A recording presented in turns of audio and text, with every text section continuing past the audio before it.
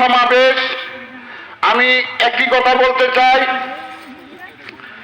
বাংলাদেশ নদীমাতৃক দেশ। আমরা যা দেখেছি পৃথিবীতে উন্নত দেশগুলির মধ্যে কৃষিকাজ চলে, কৃষিতে তারা আরো উন্নত।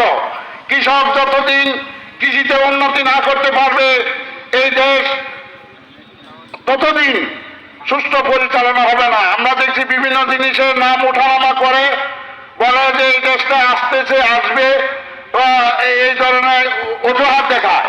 কিন্তু বাংলাদেশ এমন একটা দেশ যেহেতু সারা পৃথিবীর জন্য এই দেশই কৃষির জন্য উপযুক্ত, কিন্তু আমরা পরিকল্পিতভাবে কৃষিকাজ পরিচালনা করতে পারি নাই।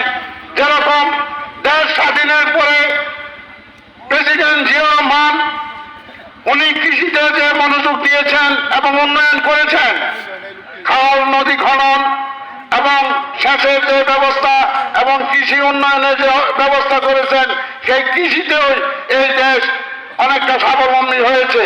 তাই আমি বলবো, আমাদের বিএনপি নেতৃবৃন্দ যে চিন্তা ভাবনা করছে, তারেক রহমান যে চিন্তা করছে, একটি সঠিক সিদ্ধান্ত।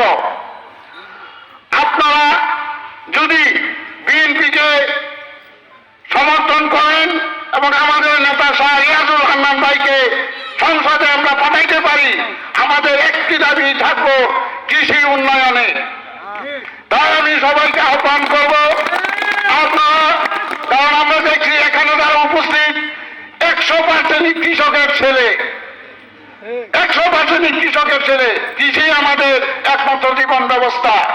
তাই আমাদের যে সার ঔষধের যে মূল্য এবং নিম্নমানের, তার থেকে আমরা পরিত্রাণ চাই এবং জিনিসের মূল্য আমরা আমাদের উৎপাদনের মূল্য আরো চাই।